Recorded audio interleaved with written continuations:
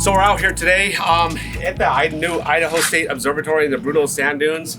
So we're going to be sealing some block today. So it's a pretty cool project. We've got really cool. We're going to show you the dome that rotates and opens. They're going to be mounting a state-of-the-art telescope in this building. So we're going to be sealing some block today, inside and outside, to make this thing last. They wanted something on the outside of this block to seal it, to really waterproof it, and then protect it from salt and chemicals. So any efflorescence or salts and stuff. Wanted to protect this natural stone so it looks natural like this. We don't want any sheen to it, but I'm going to be using a silicone-based emulsion coating to put on here to waterproof it, and it's also going to give it some UV protection, but it's not going to change the color of it and stuff. And being silicone-based, one thing you need to know is once you put it on there, you can't top coat it with anything. If you wanted to use a solid color stain down the road, you're not going to be able to do it because it is silicone-based and nothing sticks to silicone. One of the big challenges was the product that we wanted, like a silicone polymer or silicone emulsion. There's not a lot of them available right now, and a lot of challenges trying to get them. Sherwin's didn't have, the ones we wanted. We were going to use XS 5000 was one of the ones we were going to use. Couldn't get it anywhere, but Valspar did have a product, a concrete sealer.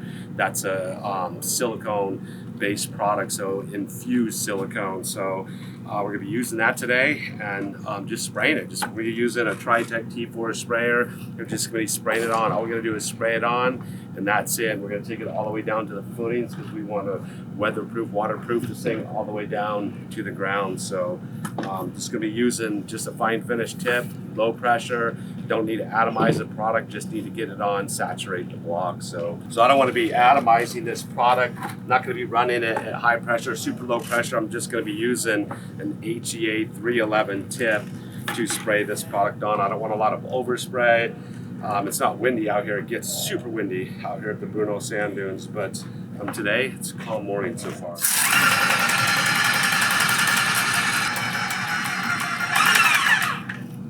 So the HEA tips are supposed to run around 800 to 1100 PSI. Masking off the metal door jamb over here because we can't get any of this product on that metal door jamb because the metal door jamb is going to be painted.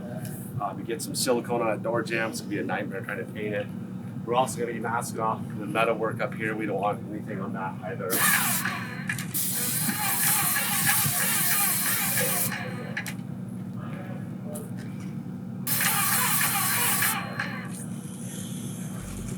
That's what it's going to look like. We're just going to be going around spraying.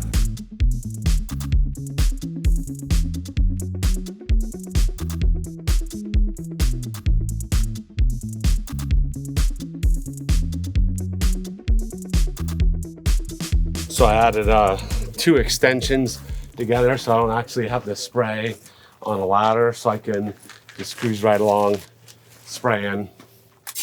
No ladder needed. So I'm just adding an angle adapter to the end of Titan angle adapter right here. That way when I'm reaching up, I'm not shooting up, it'll be spraying more flat. So I'm going to angle it down a little bit so it'll be spraying flat. Once we get this set up, be able to roll. There we go. So now I'm not going to be kicking overspray up and having it swirl out. So it's a tight angle adapter.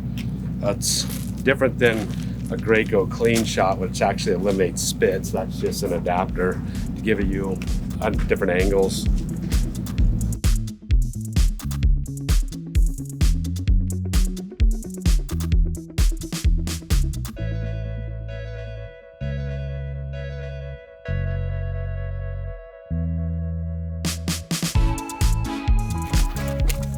So I'm just working my way down.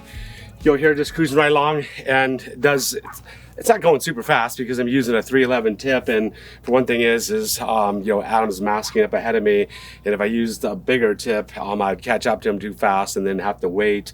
But also overspray. It's not windy out here. It's typically really windy out here, but I wouldn't want this silicone just flying everywhere. And I'm using a smaller tip, low pressure, helps control overspray.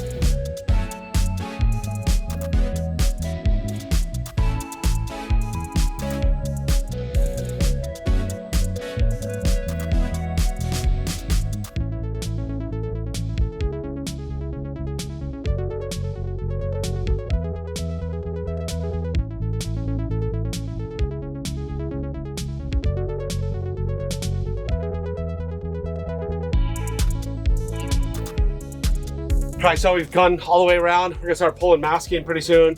I got a little bit of sealer left, and it does snow out here a little bit, so I'm just gonna go, and the contractor wanted, this edge sealed really good, a second coat put on it. They've got some type of sealer when they set the block down in between the block of the concrete, but on the outside, we're just gonna seal that by spraying it one last time, 2 blocks up.